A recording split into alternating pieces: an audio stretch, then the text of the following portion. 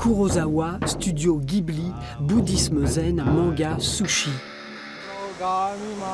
Goldorak, samouraï, Pokémon et kawaii, le Japon demeure une véritable passion française depuis 1868, c'est-à-dire sa réouverture au monde. Tenki, l'esprit du ciel. Hein? Un beau esprit du ciel. So desu. À l'université Inter-Âge du Dauphiné, Wakiko enseigne le japonais à 75 étudiants. La plupart d'entre eux a déjà fait le voyage. C'est des gens très ouverts, à la fois traditionnalistes, mais quand même très ouverts sur les autres. Alors moi, le problème que j'ai eu, c'est que comme j'avais appris un petit peu le japonais, c'est que vous leur demandez Dokoni, où est tel truc, et ils vous font un discours d'une demi-heure. Parce qu'il y a des formules de politesse et tout ça, et qui sont gentils et qui veulent vraiment vous aider. Le Japon fascine et interroge sur la place de la femme notamment. Donc c'est l'idée, c'est donner, c'est je me permets de vous offrir. Donc ça vient de bas.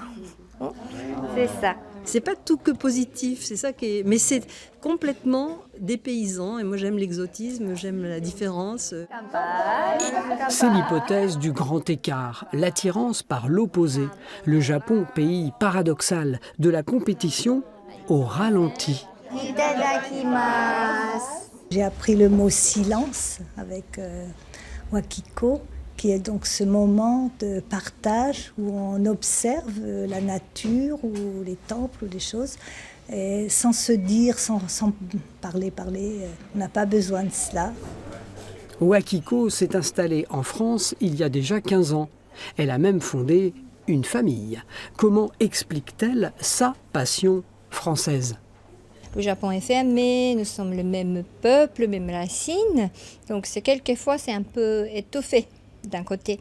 Mais en France, dans l'Europe, il y a l'histoire, il y a des mélanges et échanges. Voilà, ça, cette ouverture, on cohabite. Pour aller plus loin, Wakiko vous conseille 2 expos, au musée dauphinois de Grenoble, au musée des Confluences à Lyon.